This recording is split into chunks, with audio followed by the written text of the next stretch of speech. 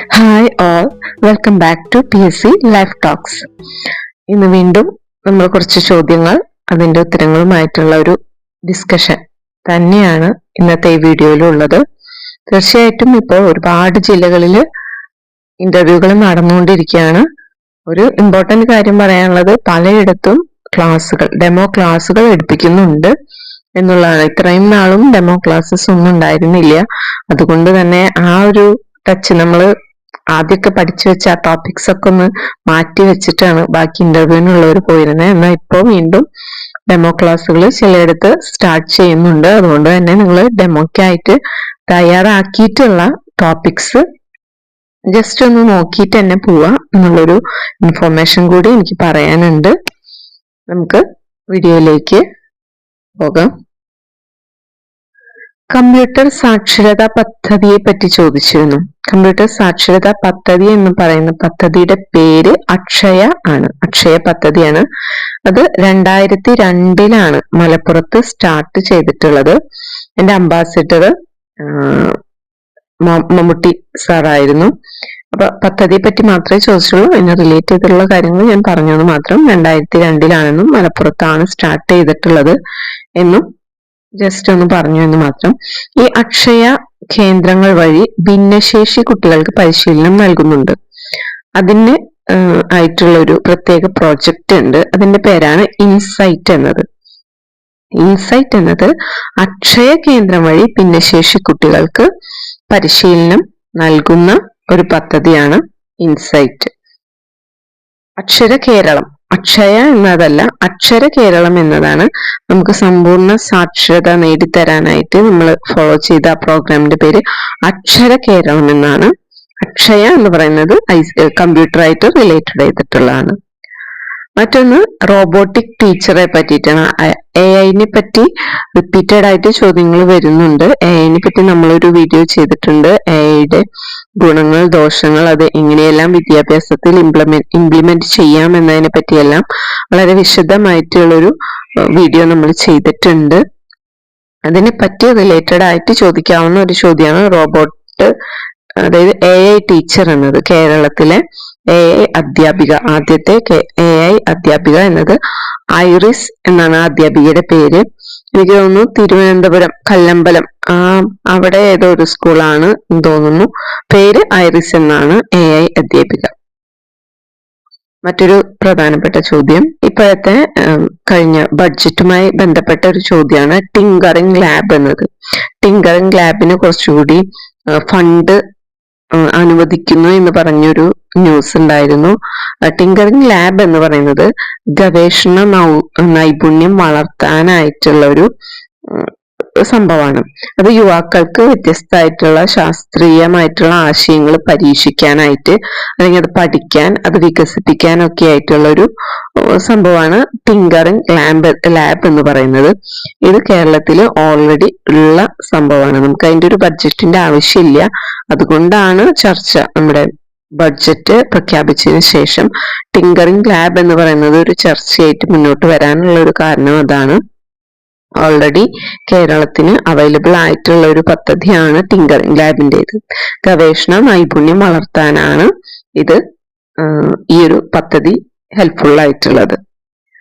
മറ്റൊരു പ്രധാന ചോദ്യം AI ബന്ധപ്പെട്ടിട്ടുള്ളതാണ്. സംസ്ഥാനത്തെ ഫസ്റ്റത്തെ AI സ്കൂൾ എന്ന് പറയുന്നത് തിരുവനന്തപുരം തന്നെയാണ്. ശാന്തിഗിരി വിദ്യാഭവൻ എന്ന സ്കൂളാണ് സംസ്ഥാന ഫസ്റ്റ് AI സ്കൂൾ എന്ന് പറയുന്നത്. മറ്റൊന്ന്, നമ്മൾ ഗെയിംസിനെ പറ്റി ഓൾറെഡി പറഞ്ഞല്ലോ. ഗെയിംസിനെ പറ്റി, ലാംഗ്വേജ് ഗെയിംസ് അല്ലെങ്കിൽ ഇംഗ്ലീഷിൽ പഠിപ്പിക്കാൻ പറ്റിയ ഗെയിംസിനെ പറ്റി നമ്മൾ മുൻപത്തെ വീഡിയോയിൽ കുറച്ച് പറഞ്ഞിട്ടുണ്ട്. അതിൽ സ്പീക്കിംഗ് ഗെയിംസും റീഡിംഗ് ഗെയിംസും കുറച്ച് പറഞ്ഞിട്ടുണ്ട്.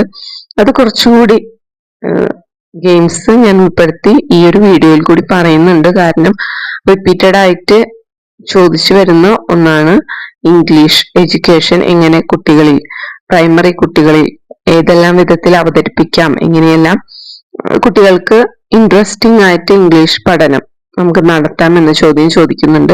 ഇത് പ്രൈമറി കുട്ടികൾക്ക് മാത്രമല്ല, UP ക്ലാസ്സുകളിലും ഇത്തരം ഗെയിംസ് വളരെ എഫക്റ്റീവ് ആണ്. പ്രത്യേകിച്ച് 5ാം ക്ലാസ്സിലും 6ാം ക്ലാസ്സിലൊക്കെ തീർച്ചയായിട്ടും വെറുതെ പാഠഭാഗം എടുത്തു പോകുക എന്നതിലുപരി അതിനോടൊപ്പം തന്നെ ഉൾച്ചേർന്ന് ഇത്തരം ഗെയിംസും കൂടി ഉണ്ടെങ്കിൽ മാത്രമേ അവർക്ക് കുറച്ചുകൂടി അത് എഫക്റ്റീവായിട്ട് അവരിലേക്ക് എത്തുള്ളൂ.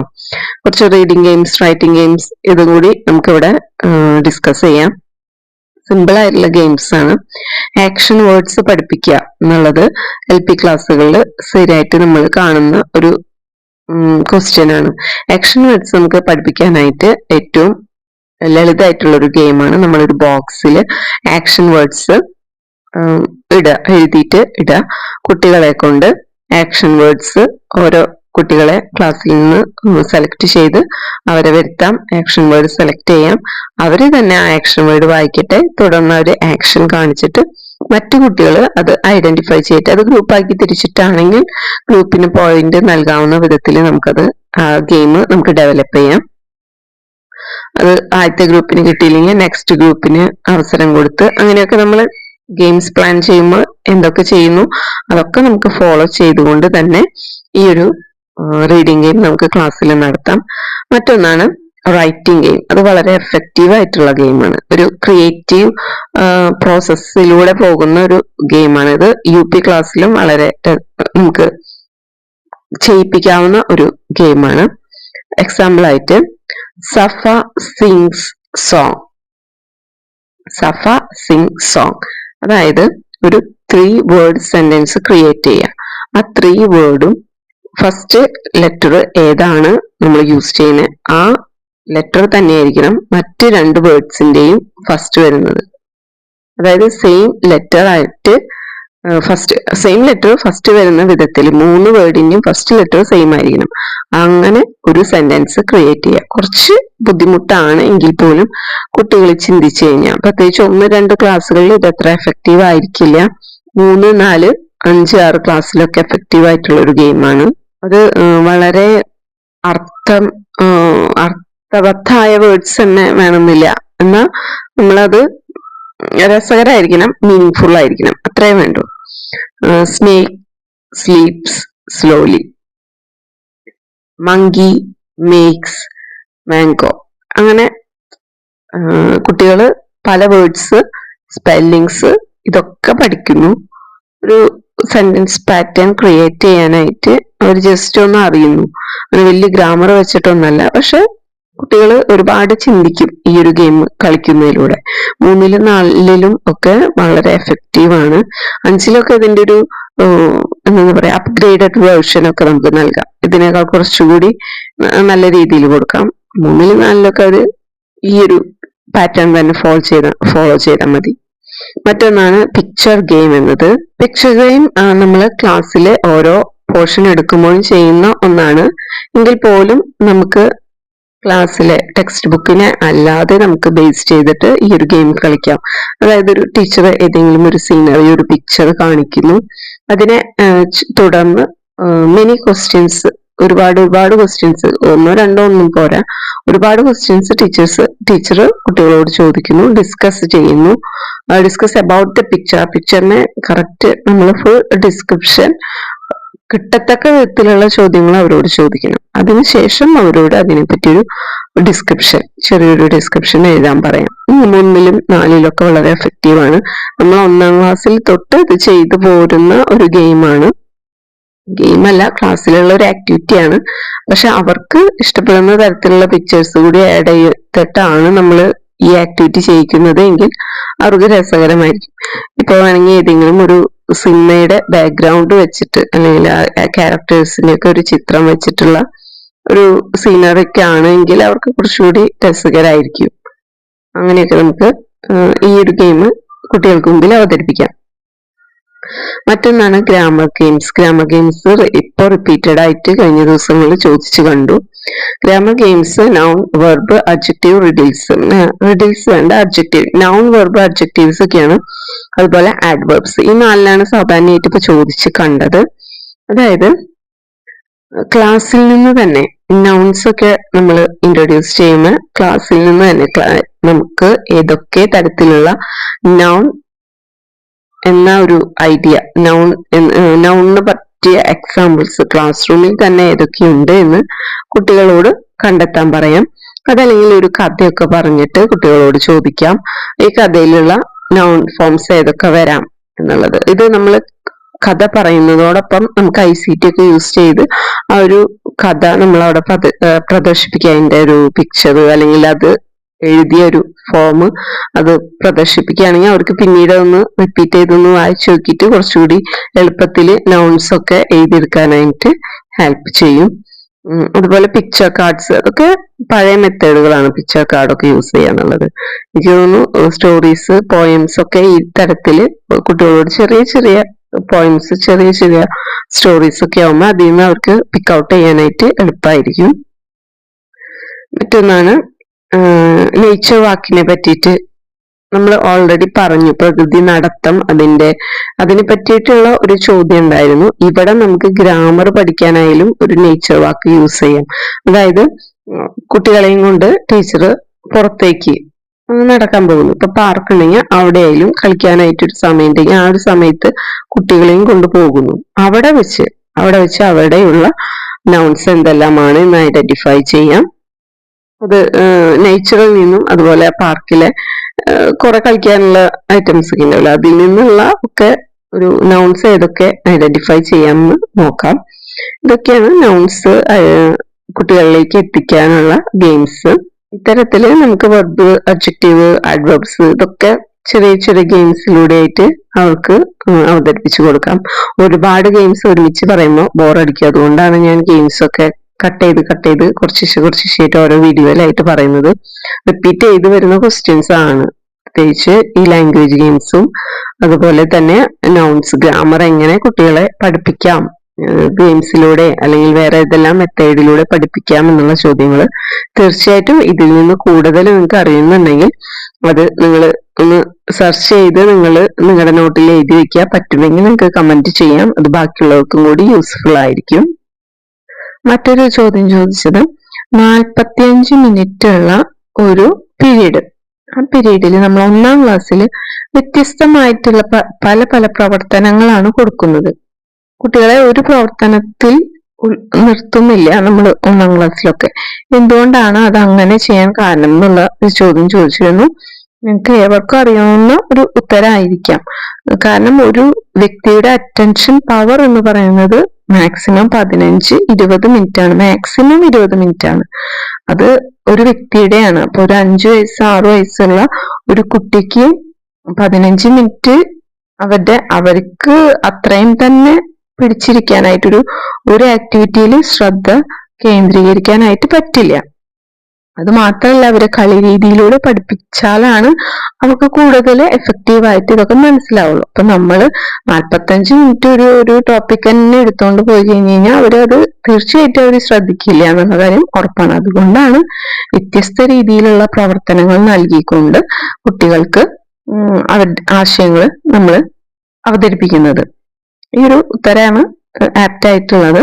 തീർച്ചയായിട്ടും ഇങ്ങനെ ഒരു ചോദ്യം വന്നാൽ ഇത് പറയാനായിട്ട് ശ്രമിക്കുക. പിന്നെ ഇതിനോട് ചേർന്ന് ചോദിച്ച മറ്റൊരു ചോദ്യമാണ്, ഇപ്പൊ എന്തുകൊണ്ടാണ് ശിശു കേന്ദ്രീകൃത സമീപനങ്ങൾ ഉള്ളത്? പണ്ട് അധ്യാപക കേന്ദ്രീകൃതമായിരുന്നു, അത് പോരായിരുന്നോ? എന്തിനാണ് ഇങ്ങനെ ചേഞ്ച് വന്നത് എന്നൊരു ചോദ്യം ചോദിച്ചു. നിങ്ങൾക്ക് പേഴ്സണലായിട്ട് ഉത്തരങ്ങൾ ഉണ്ടായിരിക്കും. എങ്കിൽ പോലും നമ്മൾക്ക് പറയാവുന്ന കാര്യങ്ങളാണ്. അധ്യാപക കേന്ദ്രീകൃതം എന്ന് പറയുമ്പോൾ ടീച്ചർ സെന്റേർഡ് ആണ്. ടീച്ചർ പറയുന്നത് മറ്റുള്ളവർ കേൾക്കുന്നു. അവർക്കൊരു ആക്ടിവിറ്റിയോ അല്ലെങ്കിൽ അവർ വെറുതെ ഇരുന്ന് ടീച്ചർ പറയുന്നത് കേൾക്കുക, ടീച്ചർ പറയുന്നത് നോട്ട് ചെയ്തെടുക്കുക എന്നൊരു അവസ്ഥയായിരുന്നു. അതിൽ നിന്ന് ചേഞ്ച് ചെയ്ത് കുട്ടികൾക്ക് മിക്ക ശാസ്ത്രജ്ഞർ അതുപോലെ തന്നെ എഡ്യൂക്കേഷണലിസ്റ്റുകളെല്ലാം തന്നെ നിർബന്ധമായിട്ടും ഊന്നി പറയുന്ന കാര്യമാണ് ശിശു കേന്ദ്രീകൃത ക്ലാസ് റൂം എന്നത്. അതുപോലെ തന്നെ സോഷ്യലായിട്ട് മിംഗ്ലിങ്ങിലൂടെയും അവരുടെ സ്വയം പഠനത്തിലൂടെയാണ് അവർ കൂടുതൽ കാര്യങ്ങളിലേക്ക് എത്തുന്നത്, അല്ലെങ്കിൽ കൂടുതൽ ആശയങ്ങൾ അവരിലേക്ക് എത്തുന്നത് എന്നുള്ളത് തീർച്ചയായിട്ടും എപ്പോഴും എഡ്യൂക്കേഷണലിസ്റ്റ് പറയുന്ന കാര്യമാണ്. അതുകൊണ്ട് തന്നെ നമ്മൾ പ്രവർത്തനത്തിൽ എത്തിയപ്പോൾ, ഈ ഒരു ആശയം ആദ്യമായിട്ട് പ്രവർത്തനത്തിൽ എത്തിയപ്പോൾ ഒരു ബുദ്ധിമുട്ട് പല ടീച്ചേഴ്സിനും ഉണ്ടെങ്കിൽ പോലും അത് വളരെ എഫക്റ്റീവ് ആണ് എന്ന് ഇതുവരെയുള്ള അതിന്റെ ഒരു ഔട്ട്പുട്ടിൽ നിന്ന് നമുക്ക് മനസ്സിലാക്കാൻ സാധിക്കും. കാരണം മറ്റ് മുമ്പുണ്ടായിരുന്ന കുട്ടികളെക്കാൾ വളരെ എനർജറ്റിക് ആയിട്ടുള്ള കുട്ടികളാണ് ഇന്ന്. അതുപോലെ തന്നെ ഇന്നത്തെ കുട്ടികൾക്ക് ഒരിക്കലും ഒരു നോളേജ് എന്ന് പറയുന്നത് മാത്രം നൽകാനായിട്ട് ടീച്ചർ ആവശ്യമില്ല. കാരണം അവർക്ക് നോളേജ് എന്ന് പറയുന്നത് അവരുടെ ചുറ്റുമുണ്ട്. കമ്പ്യൂട്ടർ ആയാലും അതുപോലെ ലാപ്ടോപ്പ്, മൊബൈല്, TV ഇതൊന്നും ഇല്ലാത്ത ഒരു കുട്ടി പോലും ഇന്നത്തെ ഒരു സാഹചര്യമുള്ള കുട്ടികളില്ല. എല്ലാവർക്കും നോളേജ് എന്ന് പറയുന്നത് അവർക്ക് ആർക്ക് വേണമെങ്കിൽ എങ്ങനെ വേണമെങ്കിൽ കിട്ടാവുന്ന തരത്തിൽ അവരുടെ ചുറ്റുമുണ്ട്.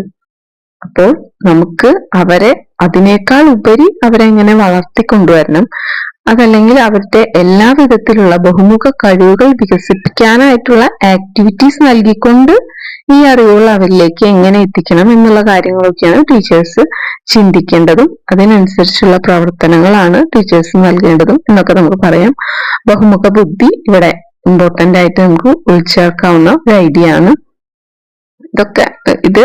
ഇതൊരു നമ്മൾ പറഞ്ഞു തുടങ്ങിയാൽ നിൽക്കാത്തൊരു കാര്യമാണ്. നിങ്ങൾക്ക് ഇതിനേക്കാൾ നല്ലതായിട്ട് ഒരുപാട് പോയിന്റ്സ് പെട്ടെന്ന് തോന്നും. ഞാൻ പെട്ടെന്ന് ഇത് ചോദിച്ചപ്പോൾ ഇത്രയൊക്കെ ഒരു ഐഡിയാസ് ആണ് വന്നത്. ഇനിയും പറഞ്ഞു തുടങ്ങിയാൽ നമ്മൾ പറയും, അതിന്റെ ആവശ്യമില്ല, നമുക്ക് അറിയാവുന്ന കാര്യമാണ്. കൂടുതലായിട്ടുള്ള പോയിന്റ്സ് നിങ്ങൾ ഒന്ന് നോട്ട് ചെയ്ത് വെക്കുക. നിങ്ങൾ ഇതുപോലെ ഇന്റർവ്യൂവിന് പോകുന്നതിന് മുമ്പ് ജസ്റ്റ് ഒന്ന് റീഡ് ചെയ്തിട്ട് പോവാം. മറ്റൊന്ന്, ഓൾറെഡി ചോദിച്ച ഒരു ചോദ്യം തന്നെ റിപ്പീറ്റ് ചെയ്ത് വന്നത്, വ്യത്യസ്ത ചുറ്റുപാടുകളിൽ നിന്നുള്ള കുട്ടികളെ എങ്ങനെ പരിഗണിക്കും എന്നുള്ള കാര്യം റിപ്പീറ്റ് ചെയ്ത് നമ്മൾ 2 പ്രാവശ്യത്തോളം ഇതിനു മുമ്പുള്ള വീഡിയോസിൽ പറഞ്ഞിട്ടുണ്ട്. അതുകൊണ്ട് പറയുന്നില്ല. വീണ്ടും ആ ചോദ്യം വന്നിട്ടുള്ളത് കൊണ്ട് നമ്മൾ തീർച്ചയായിട്ടും അതിനുള്ള ഉത്തരം ഒരുങ്ങി തന്നെ പോവുക. മറ്റൊരു പ്രധാന ചോദ്യം ചോദിച്ചിട്ടുള്ളത് 4ാം ക്ലാസ്സില് വായന പരിപോഷിപ്പിക്കാനായിട്ടുള്ള പുസ്തകങ്ങൾ ഏതൊക്കെ മാസികകൾ നൽകാമെന്നൊക്കെ ചോദിച്ചിട്ടുണ്ട്. ഒരുപാട് പുസ്തകങ്ങളുണ്ട്. നമ്മുടെ ഗവൺമെന്റ് SSK അതുപോലെ SCERT ഒക്കെ പുറത്തിറക്കുന്ന പുസ്തകങ്ങളുണ്ട്. കുട്ടികൾക്ക് ഓരോ അവരുടെ ക്ലാസ് റൂമിൽ അവൈലബിൾ ആണ്. കളിത്തോണി എന്നൊക്കെ പേരുള്ള ഇംഗ്ലീഷിനുണ്ട്, മലയാളത്തിന്. ഇതിനൊക്കെ ചെറിയ ചെറിയ കാർഡുകൾ, വായനാ കാർഡുകൾ അവിടെ തന്നെ അവൈലബിൾ ആണ്. അത് ക്ലാസ്സിൽ കൊടുക്കാവുന്ന ഏറ്റവും എഫക്റ്റീവ് ആയിട്ടുള്ള ഒരു വായനാ സാമഗ്രിയാണ്.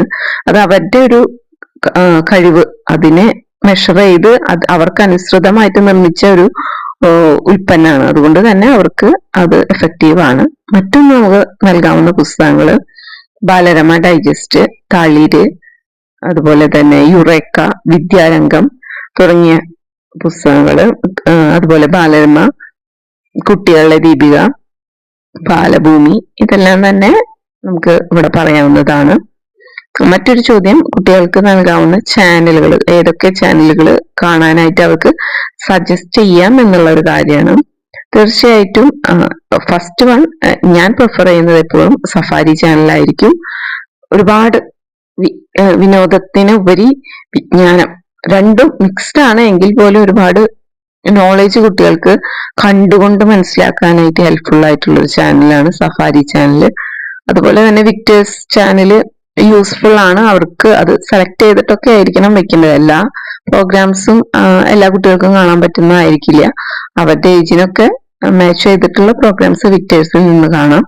അതുപോലെ തന്നെ സഫാരി. പിന്നെ മറ്റൊരു ചാനല് നമുക്ക് പറയാവുന്നത് ഇംഗ്ലീഷില് അനിമൽ പ്ലാനറ്റ് പോലെയുള്ള ചാനലുകൾ, ഡിസ്കവറി, ഇതൊക്കെ കുട്ടികൾക്ക് വളരെ നല്ല ചാനലുകളായിട്ടാണ് എനിക്ക് തോന്നുന്നത്.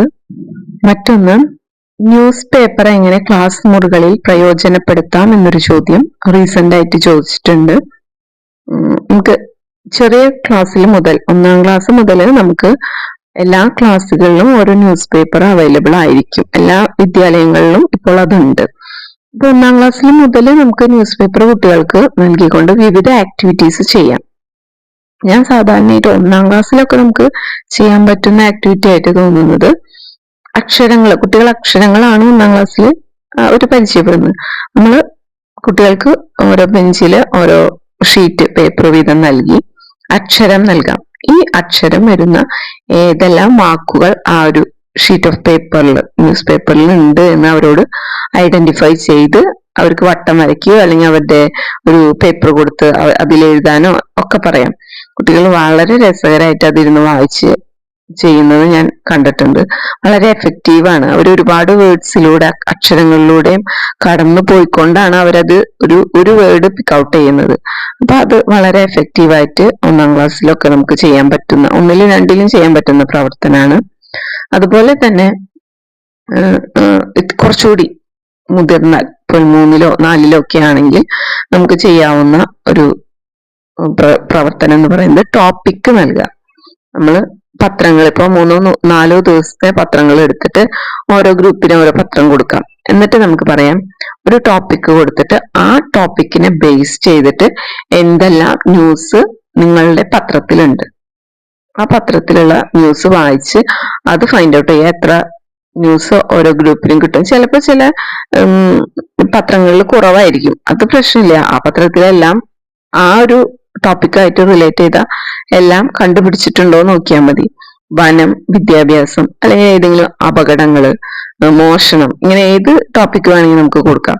അത് സാധാരണയായിട്ട് എല്ലാ പേപ്പറിലും കാണുന്ന ടോപ്പിക്കുകളാവുമ്പോൾ എല്ലാവർക്കും കണ്ടുപിടിക്കാനായിട്ട് എളുപ്പമായിട്ട് പറ്റും.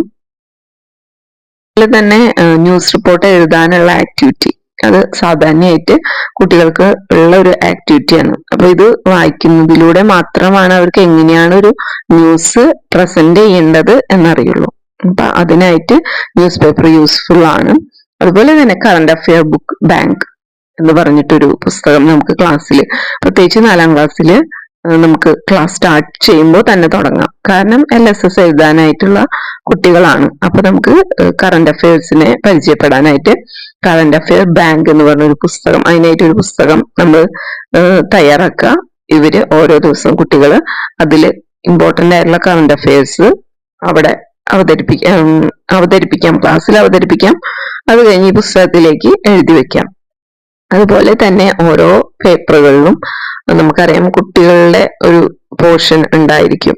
നിങ്ങൾ ശ്രദ്ധിച്ചിട്ടുണ്ടാവും, മനോരമയിലാണെങ്കിൽ പഠിപ്പുര, മറ്റൊന്ന് മാതൃഭൂമിയില് വിദ്യ എന്ന് പറഞ്ഞ് കാണാറുണ്ട്. കേരള കൗമുദി പത്രത്തില് പാടശേഖരം എന്ന് പറഞ്ഞൊരു കോളമുണ്ട്.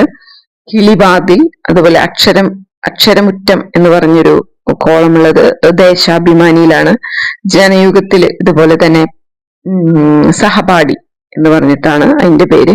അങ്ങനെ എല്ലാ ന്യൂസ് പേപ്പറുകളിലും കുട്ടികൾക്കായിട്ടുള്ളൊരു കോളം 3 ദിവസങ്ങളാണെന്ന് തോന്നുന്നു, ആഴ്ചയിൽ 3 ദിവസം ഉണ്ടാവും. ആ ഒരു പോർഷൻ കുട്ടികൾക്കായിട്ട് റീഡ് ചെയ്യുക. അതിൽ നിന്ന് ഉള്ള ക്വസ്റ്റ്യൻസ് ടീച്ചർക്ക് ചോദിക്കാം, ഒരു ക്വിസ് പോലെയൊക്കെ നടത്താം. അങ്ങനെ ഇത്തരത്തിലൊക്കെ നമുക്ക് നമ്മുടെ ഒരു ന്യൂസ് പേപ്പർ വളരെ രസകരമായിട്ട്, അത് വിജ്ഞാനപ്രദമായിട്ടായാലും അതുപോലെ അത് കളി രീതിയിലൂടെ ആയാലും കുട്ടികൾക്ക് യൂസ്ഫുൾ ആയ രീതിയിൽ നമുക്ക് ക്ലാസ്സിൽ ഉപയോഗപ്പെടുത്താം. ഇതിനോട് ചേർന്ന് ചോദിച്ചിട്ടുള്ള മറ്റൊരു ചോദ്യം എന്ന് പറയുന്നത് എത്ര ന്യൂസ് പേപ്പർ ആണ് കുട്ടികൾ വായിക്കേണ്ടത്, നിങ്ങളുടെ ഒരു ആശയം എന്താണ്, നിങ്ങളുടെ ഒരു അഭിപ്രായം എന്താണെന്ന് ചോദിച്ചിട്ടുണ്ട്. തീർച്ചയായിട്ടും മിക്ക വീടുകളിലും ഒരു ന്യൂസ് പേപ്പർ ഉണ്ടെങ്കിൽ അതും, പിന്നെ നമ്മുടെ വിദ്യാലയത്തിൽ എന്തായാലും ഒരെണ്ണം ഉണ്ടാവും. അങ്ങനെ 2 ന്യൂസ് പേപ്പർ വായിക്കാൻ സാധിക്കുന്നവർക്ക് വായിക്കാം. അതല്ല എങ്കിൽ ഒരെണ്ണമെങ്കിലും സ്കൂളിൽ ലഭ്യമായ ഒന്നെങ്കിലും വായിക്കാനായിട്ട് പറയാം. അതുപോലെ തന്നെ അവരോട് വായിക്കുമ്പോൾ ഏതെല്ലാം ടോപ്പിക് ആണ് വായിക്കേണ്ടതെന്നും ചോദിച്ചിട്ടുണ്ട്. ഇപ്പൊ നമ്മൾ ന്യൂസ് പേപ്പറിനെ പറ്റി പറയുകയാണെങ്കിൽ ന്യൂസ് പേപ്പറിൽ ഒരുപാട് ന്യൂസുകൾ എന്ന് പറയുന്നത് നെഗറ്റീവ് ആയിട്ടുള്ള ന്യൂസാണ്. അതിൽ നിന്ന് മാറി നല്ല ന്യൂസുകൾ മാത്രം തെരഞ്ഞെടുത്ത് വായിക്കുക എന്ന് പറയുന്നത് പ്രായോഗികമല്ല. ഞാൻ മുമ്പ് പറഞ്ഞൊരു ആക്ടിവിറ്റി ഉണ്ടല്ലോ, അതായത് നമ്മൾ ടോപ്പിക് കൊടുത്ത് ന്യൂസ് കണ്ടെത്തുക. അത്തരത്തിലുള്ള ആക്ടിവിറ്റീസിലൊക്കെ നമുക്ക് പറയാം വിദ്യാഭ്യാസത്തെ പറ്റി അല്ലെങ്കിൽ വനത്തെ പറ്റി, അതിനെ പറ്റിയൊക്കെ ഉള്ള ന്യൂസുകൾ കണ്ടെത്തി വായിക്കുക, അല്ലെങ്കിൽ അത് കണ്ടെത്തുക എന്നൊക്കെ പറയാം. ന്യൂസ് പേപ്പർ വായിക്കുമ്പോൾ തീർച്ചയായിട്ടും പോസിറ്റീവ് ആയിട്ടുള്ള ന്യൂസുകളാണ് കുട്ടികൾ വായിക്കേണ്ടത്. എന്നാൽ പോസിറ്റീവായ ന്യൂസിനേക്കാൾ കൂടുതൽ നെഗറ്റീവ് ആയിട്ടുള്ള ന്യൂസുകളാണ് സാധാരണയായിട്ട് പത്രത്തിൽ ഇപ്പോൾ ഉള്ളത്. അതുകൊണ്ട് അത് വായിക്കാതിരിക്കാൻ പറയാൻ പറ്റില്ല. എങ്കിൽ പോലും പോസിറ്റീവ് ആയിട്ടുള്ള ന്യൂസുകളെ സെലക്ട് ചെയ്ത് നമ്മൾ അത് വായിച്ചോ എന്ന് ക്ലാസ്സിൽ ചോദിക്കാം. നമ്മൾ ഫസ്റ്റ് ന്യൂസ് പേപ്പർ വായിച്ചിട്ടുള്ള ഒരു വ്യക്തിയാണെങ്കിൽ നമുക്ക് അവരോട് ചോദിക്കാം, ഈ ന്യൂസ് നിങ്ങൾ കണ്ടോ? ന്യൂസ് പേപ്പർ വായിക്കുമ്പോൾ ഇന്ന് ഉച്ചയ്ക്കായിരിക്കും അവർക്ക് വായിക്കാൻ സമയം കിട്ടുക. അപ്പൊ പറയുന്നത് നിങ്ങൾ വായിക്കുമ്പോൾ ഇത്തരം ന്യൂസുകളൊക്കെ വായിക്കാം, ഞാൻ ഇനി വരുമ്പോൾ ചോദിക്കും എന്ന് പറയുകയാണെങ്കിൽ അവർ ആ ന്യൂസുകളൊക്കെ വായിക്കും. ഇത്തരത്തിലുള്ള ആക്ടിവിറ്റീസ് ആണ് ന്യൂസ് പേപ്പറുമായി ബന്ധപ്പെട്ട് നമുക്ക് നൽകാൻ കഴിയുന്നത്. ഇത്രയും ചോദ്യങ്ങളാണ് ഇന്നത്തെ ഒരു വീഡിയോയിൽ ഉൾപ്പെടുത്തിയിട്ടുള്ളത്. ഇനി ഒരുപാട് ചോദ്യങ്ങളുണ്ട്. അടുത്ത വീഡിയോയിൽ മികച്ച കുറച്ച് ചോദ്യങ്ങളും അതിന്റെ ഉത്തരങ്ങളുമായിട്ട് വീണ്ടും നമുക്ക് മീറ്റ് ചെയ്യാം. മികച്ചതാണ് എന്ന് തോന്നുന്നുണ്ടെങ്കിൽ തീർച്ചയായും നിങ്ങൾ വീഡിയോസ് നിങ്ങളുടെ ഫ്രണ്ട്സുമായിട്ട് ഷെയർ ചെയ്യാം. എവർക്കും നല്ലൊരു ഇന്റർവ്യൂ ആശംസിക്കുന്നു. നന്ദി.